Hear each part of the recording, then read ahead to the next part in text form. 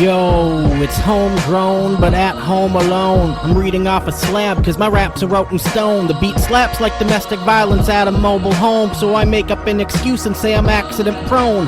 My favorite drink is whiskey in a glass overflown. My favorite food is cheese, past the provolone. I was born to perform, it's inside my chromosomes. You couldn't duplicate me even if you folded my clones. I'm a sarcastic asshole with silly wits.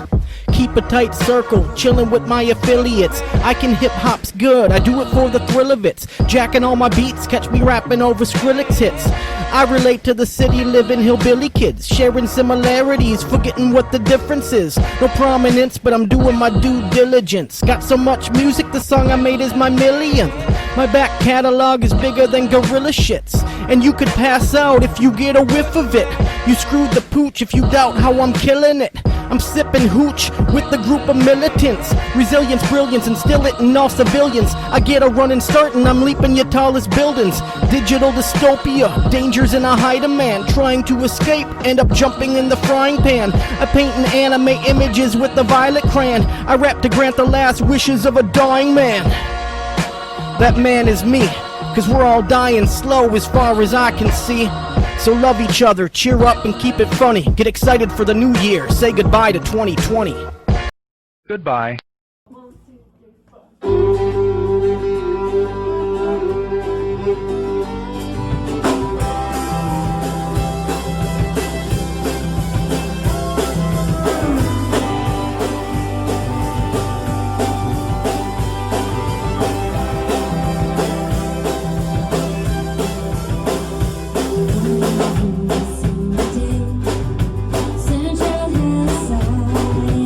City.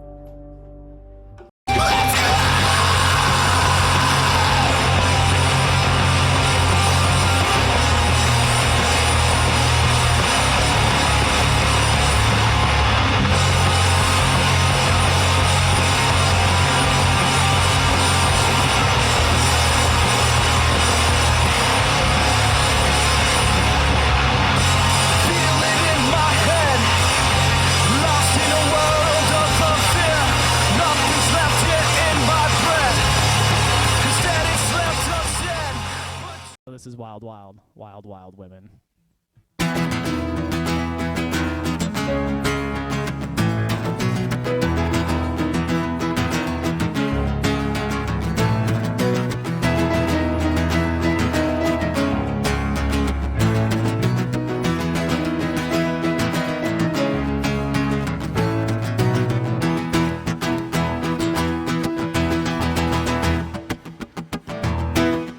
Another wasted night among the faceless mass of hipsters waiting for the next big thing to hate. The crowded bar feels empty, it's devoid of anything that makes you feel like any of this is real. This chapter, trucking plans to move to someplace better and to start another band, but they're all the same.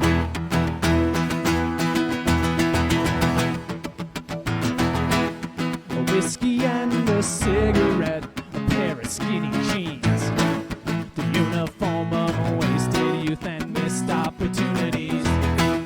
The presence of an absence is what makes us seek approval from our peers, in the bottom of our beers.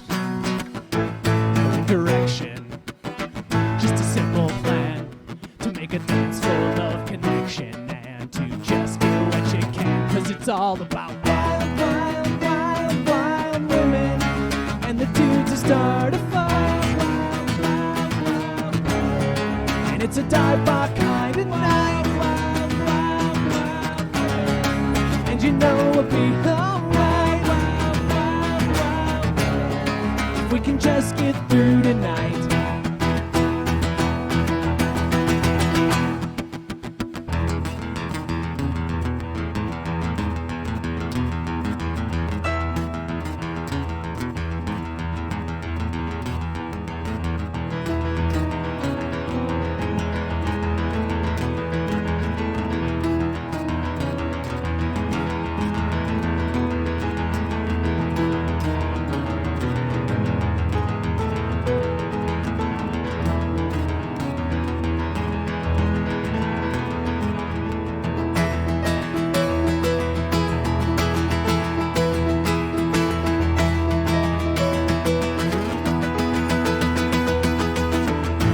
But I know it'll always be someone better looking and more confident than me, 'cause it's all about wild, wild, wild, wild women and the dudes who start a fire. Wild, wild, wild women, and it's a dive bar kind of night. Wild, wild, wild women, and you know we'll be alright. Wild, wild women, if we can just get through tonight.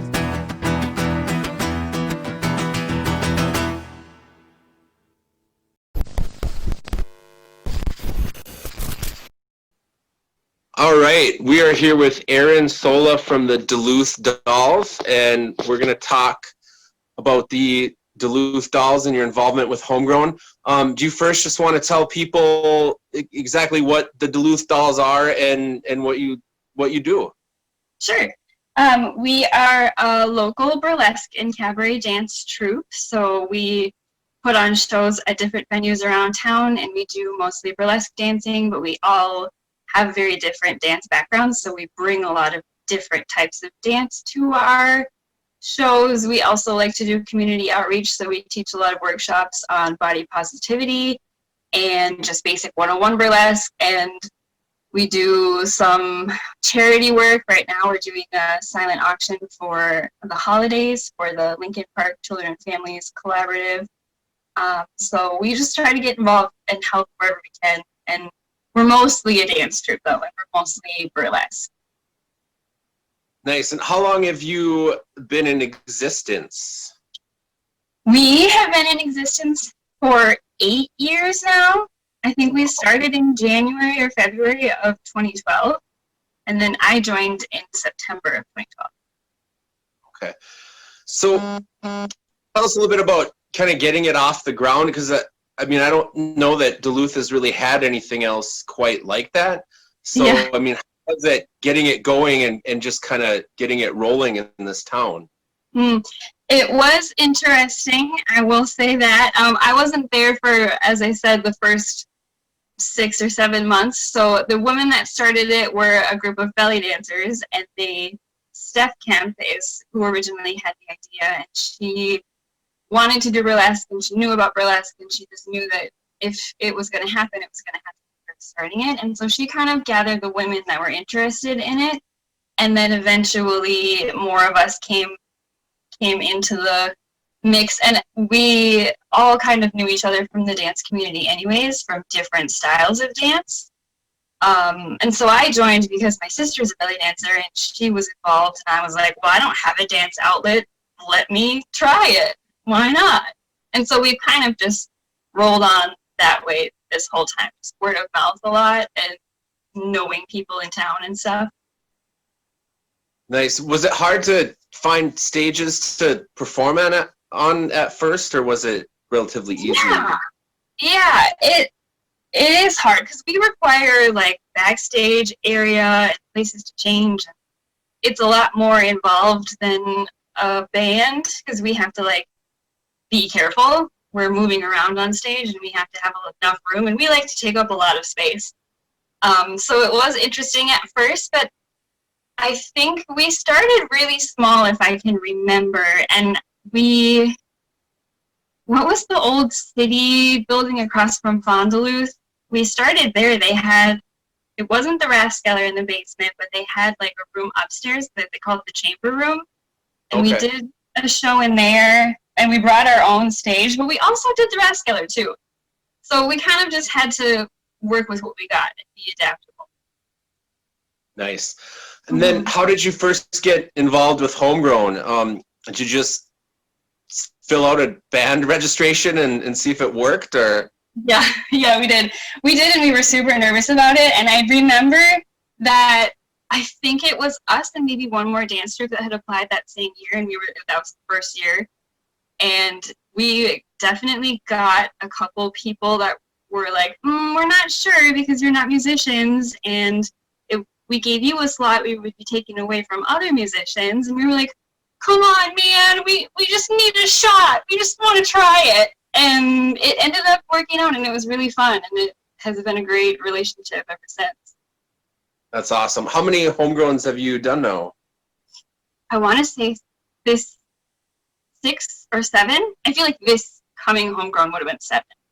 Oh, wow. Mm-hmm. Yeah, that's great. Yeah.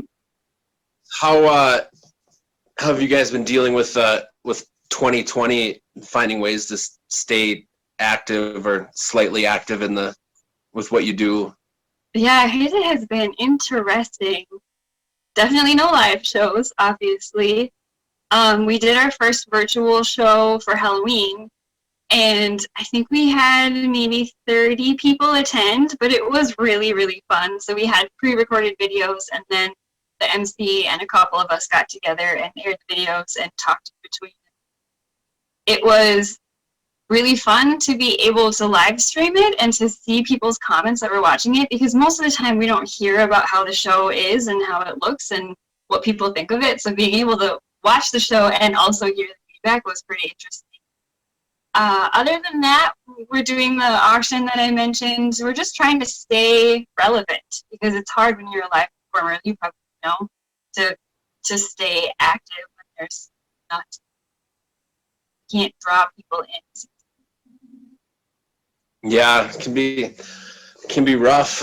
So do you, as far as, I guess, circling back to Homegrown, do you have any favorite Homegrown memories from Dolls performances or stories or anything that?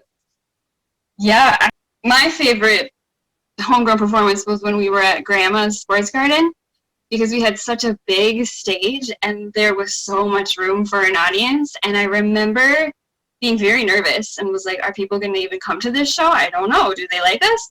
And just watching the whole room fill up and being like, oh my goodness, like they're all here. And then I was like, oh no, I have to dance in front of them. And that sheer terror. And then afterwards, of course, it was wonderful. And I was like, wow, this is the best thing ever. That was probably my favorite one. That's awesome. So have you started mapping out any plans or ideas for after the pandemic is over and in the future? I mean, we had hopes and dreams to do a tour in 2020 in around Halloween, and just like a local Minnesota, Wisconsin tour. So we might try to kick that back up, but it's really hard to plan, and I'm sure you know this. It's really hard to plan when you just don't know what the timeline is. So we have a lot of dreams and a lot of hopes, but until we have some like ability to know the future per se, I think we kind of just sit tight and try to make the virtual thing work. Well, that's definitely understandable. Well, I want to thank you for taking a moment to talk with us today. I guess before we go, is there anything else that you want to tell people about the dolls? Maybe just somebody who hasn't got to see you perform yet that's thinking about it in the future? Yeah, for sure. If you ever want to come down, we will be hosting workshops when things kick back up. We're super friendly. We're here for everyone. We want you to be able to get out of your comfort zone and find some self-love in yourself. That's what we're all about. That's awesome. Well, thanks again, and you have a good night. Yeah, you too. Thanks, Corey. I have a few thoughts that I would like to share with you now. Mine with my coping, how my mind functions, how I get down. I have a few thoughts that I would like to share with you now. Mine with my coping, how my mind functions, how I get down.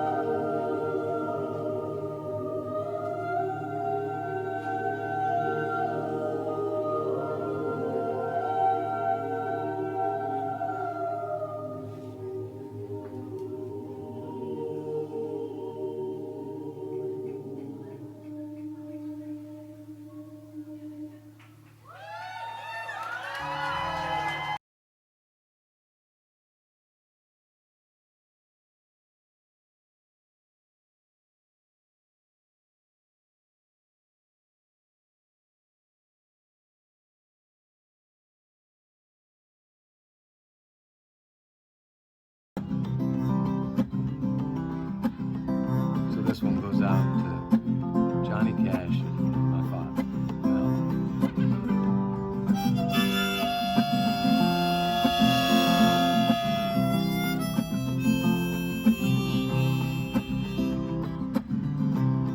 His words came fighting like thunder and lightning.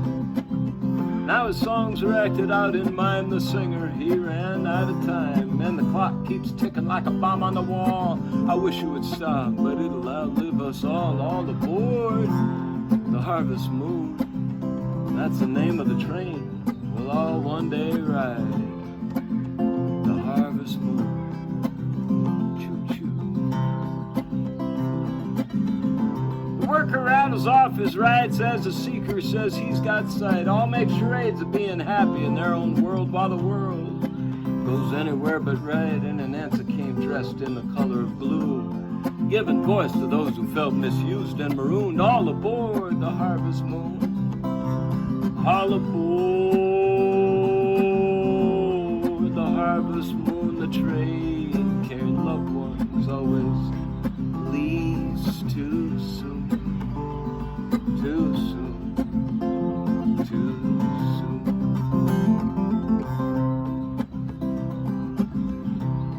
And no one returns from the tomb, leaving room for doubt to consume. The visionary's glance of another springtime goes down the flaming sun and ruin, and the conductor rushes up a creaking ladder preaching, we'll all be better off in the here and after. All aboard the Harvest Moon.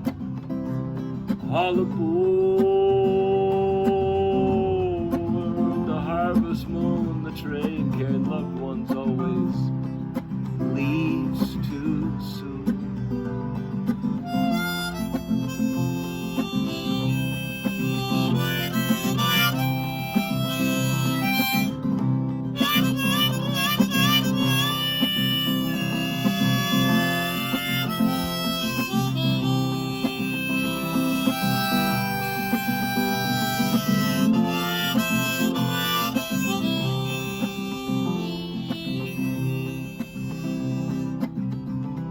My father met you under the same blue sky. I stand under in the ground you lie. How he told you I was your biggest fan. You took the time to shake his calloused hand. You said be sure to tell your boy from me, hello from Johnny Cash. And now you're on that train they call the Harvest Moon. All aboard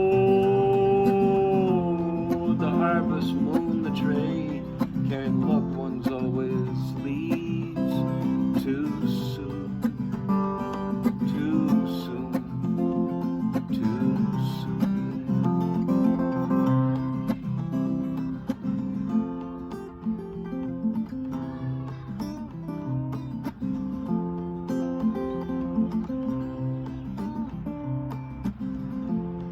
So take me to the station and put me on that train. I got no expectation to pass this way again. All aboard the Harvest Moon. The train carrying loved ones always leaves too soon. All aboard. All aboard.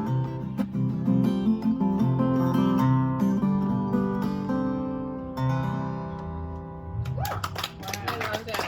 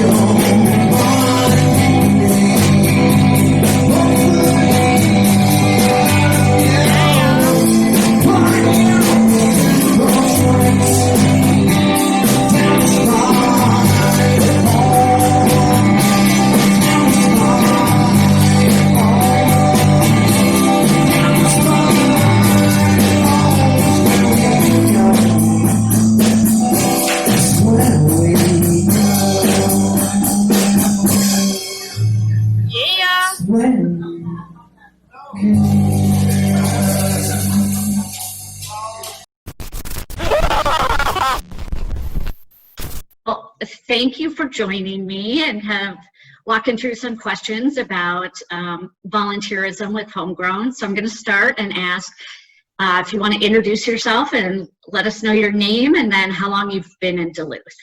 Yeah, for sure. So my name's Cheyenne Alisankus, and I have been living in Duluth since June of 2014. So if I'm doing math right, time is a whole thing right now. I think it's like a little over 6 years. Yeah, time is very fluid these days. All right, so you've been in the area for a while. Do you remember when you first heard about Homegrown and like started going? I do. So like I said, I moved here, June of 2014. So the festival had already been done by the time I got up here the first time. Okay.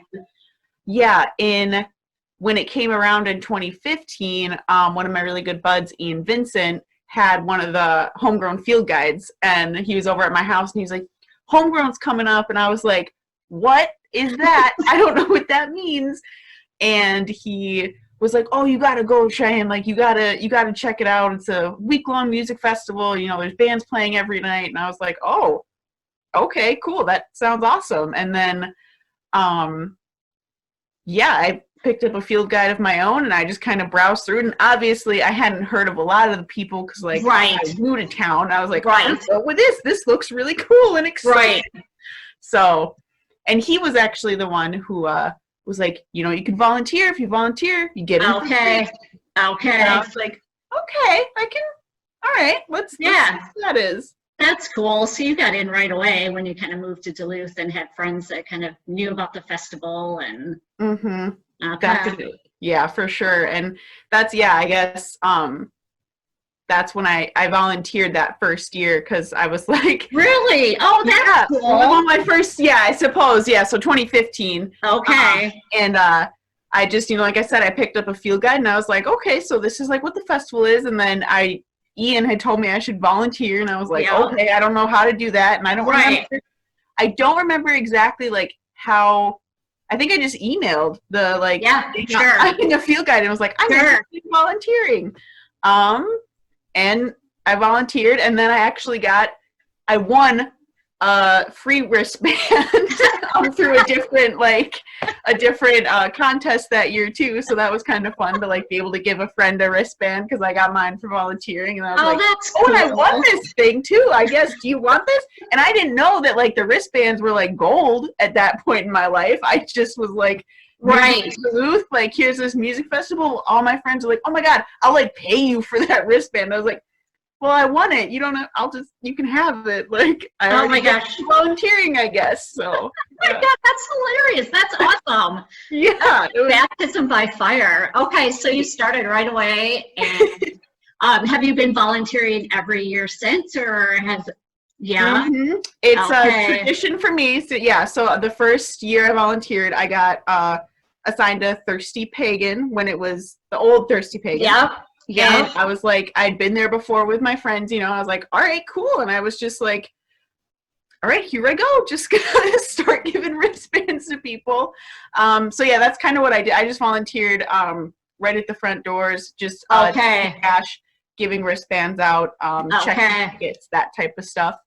And every year it's been a tradition that I volunteered at the Thirsty Pagan the first 3 years. And I would change in my car because I would be at work until it was time to volunteer, and then I had to put my volunteer shirt on. Didn't have enough time to come home, so living the homegrown life, I just changed my shirt in my car and went to volunteer. Oh my gosh, you're like a true, like, you know, true homegrown kind of spirit right there, man. That's awesome. Yeah, it was. And after the first year of volunteering at Thirsty Pagan, I realized I could maybe request where I want to volunteer. Yeah. There's like a venue I really wanted to, and I was like, ooh, I'm just going to Thirsty Pagan every Thursday. Like, so for the first, I think at least 3 years, that's where I was. Okay. All right, Thirsty Pagan. I'm the one who goes to Thirsty Pagan. So. That's awesome. Do you know, you probably don't, but Drew, my husband, our children basically grew up at the Thirsty Pagan. Oh, Our wow. Twin Forks Brewing. Yeah, we go back a long time. Like when it was the other location and then the other owner, Rick, and we bring our kids in all the time and we'd use Wi-Fi because we lived out in the country and we could stop there on the way home. And our kids grew up there and Drew's there right now. He goes there probably every night. Oh, wow. Yeah. Mm-hmm. You're in Wisconsin. Things aren't all Yeah. crazy there. Yeah. Totally. I was like, how is he there right now? I know, right? So anyway, okay. So, and then for your volunteerism, just like doing the door right when people came in, handing them a wristband. Yes. Go ahead. Well, yeah, because it's not like it wasn't just me. There was always extra volunteers with me, so that was really nice. My first year, kind of being like, "What are we doing?" And then the next year, kind of like, "All right, it's okay, everyone. I know what we're doing here." So you have someone all volunteering together, checking wristbands, making sure everyone had a wristband as they walked in, putting wristbands on, taking cash, checking tickets because some people will give you tickets instead of cash, and then making sure you rip those up and making sure the box and money stays organized, which I'm very good at that. So we just would do that, and it's kind of like an assembly line. Sometimes you have to cut the little extra part of the wristband out because it gets so long. And I did that. I think it's like 4 to 5 hours. It's not like a super long trip. Yeah. And especially at Thirsty Pagan, they were very sweet, and they would give us free slices of pizza. So I got free Thirsty Pagan cool. pizza. That's I was like, cool. I'm coming back next year. And it was actually, this is just a cute little story, homegrown fun. I volunteered there the first year, and you don't have to check IDs as a volunteer. Like, that's not your job. They have someone checking IDs from the establishment if they want someone to. And so her name was Lisa, and she was just this cool chick who was just like, all right, cool, this is what we're doing. And she would bring us pizza and stuff. And then it was like, all right, Lisa, see you later. Like, it was nice meeting you. And then the next year when I was volunteering there, I walk in, she's like, oh, you're back. And I was like, I remember you. Hey. And then it was just like seeing old friends again, even though we'd literally seen each other one other time. Right. That's to be like kind of also the spirit of homegrown where, you might not see people for a while, but you see them out during that week and you're like, hey, how's it going? Oh, it's you. Right. Yeah. Right. And it really did just feel like old friends. It was, like the fact that she remembered me, and I was like, I was here once. So right. It was really good. And then my the year that Thirsty Pagan wasn't able to be a part of homegrown because of the construction, I actually got to volunteer at Duluth Cider, which is my other favorite. Place. Yeah. So I was That's super cool pumped about that. Yeah. Mm-hmm. And again, it was checking. Checking wristbands, taking cash, stuff. So that's cool. It sounds pretty doable. Not the time probably goes by pretty quickly in terms. It really does, and especially because you get to hear all the music. Yeah. You might not get to stand right where they're playing, but you can hear it at least. And then at Duluth Cider, it was awesome because I was literally I would turn around and the stage was right behind me. Yeah, right. Right. So it's really fun, and it's fun to meet the volunteers too. You just kind of have your friends for the evening. At the Duluth Cider show, the girl I was volunteering with was super excited because we were going to the same place afterwards because I was actually going to see Rick play. Okay. Oh my gosh. Rick McLean, that's where I'm going. I'm so excited to see him. And I was like, great, let's go together. So we just walked down to the Caddy Shack together. That's cool. That's cool. Well, I feel like there's so many volunteers. People may not realize how many volunteers it takes to kind of, you've got people that are kind of overseeing the venue and then people at the door and people running around to make sure everything's okay. I just feel like it's definitely the backbone of the festival. Yeah, no, I agree completely. I feel like it wouldn't be able to be a festival without the volunteers. And I think it's really cool because of the perks that you get. You get into the shows for free. You get into all the shows for free. Right. You get a free wristband for just volunteering for one night. And sometimes the shifts are like 2 hours. Like Yeah. I've seen shifts is just like 5 to 7, and you get Yeah. into the whole festival for free. Yeah, And I right. just think it's great. And like I said, a lot of the venues are really nice, and like they come in and check in on you. Some places give you free like snacks, and it's just like, all right, cool. I'll just hang out here and eat snacks, listen to good music, and take money from people, and Right. have fun, and Right. it works. Definitely. Well, I'll do this one and then the last one because I want to get your opinion of how it was not to have a festival last year. But any advice to someone thinking about volunteering? Do it. Yeah. Just do it. I mean, Yeah. it's so much fun, and at first it's kind of like overwhelming because they give you all the training stuff, but like you're volunteering there, but there's always a venue manager who is like your go-to person at the venue, who's a homegrown volunteer as well. The sound guy is also a homegrown person. Yeah, right. There's just a lot of people in that area, and you can always, if you need to, text any of like the steering committee people who are on that night. If you like you're running out of cash, you're running out of certain bills, just like, hey, we need this here, and they're literally there in like seconds. I don't know how they do it. It's like miracle workers.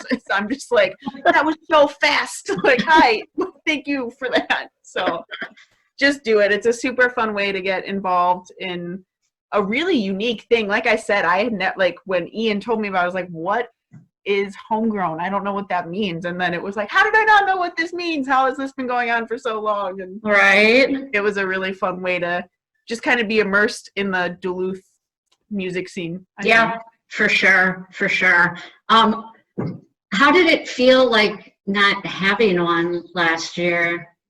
It was a real bummer. Like I totally get why. Right.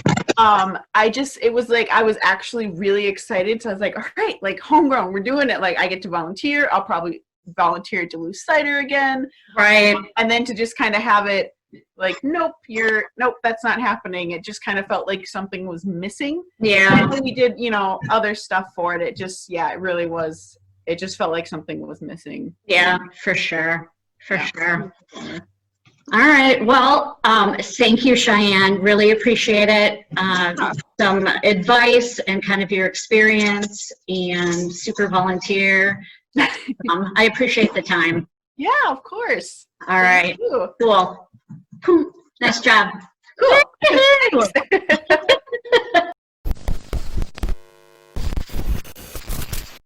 I come with words that concerns the slice, yeah, every time I spoke, mommy, I'ma enter the cipher and show my skills right, some brain cells and nights, yeah, like a cigarette in the night, just when it lights up, it's on phase, I can kick flows for days, how my mind works equally, the thoughts is brave, whether I'm deep in the streets or up on stage, I got to bring it through live, not just stay in the cage, I mean skillfully, up in the party, I do it willingly, one of the things in hip-hop that appeal to me, physically and mentally, I spread around, when you hear about my show, come and check me out. I got sounds, locked, never lost or found across the town.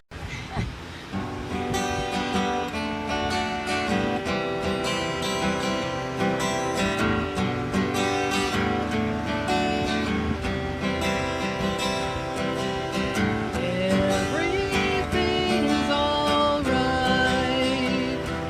in my where I go at night. I'm on a bubble gum kazoo, I'm a man in a striped suit.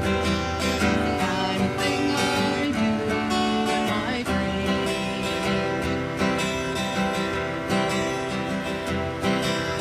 I live under a waterfall, painting pictures on the wall. I see inside of my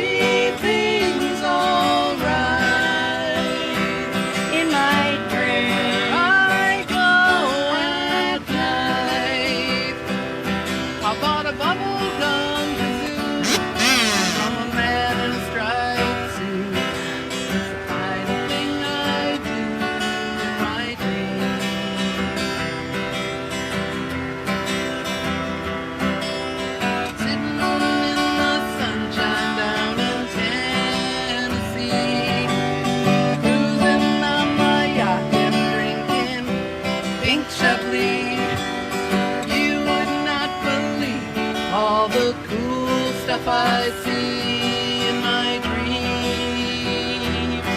In my dreams, everything's alright. In my dreams, I go at night. I bought a bubble gum kazoo from a man in a striped suit. Kind of thing I do in my dreams. In my dreams, in my dreams, in my dreams.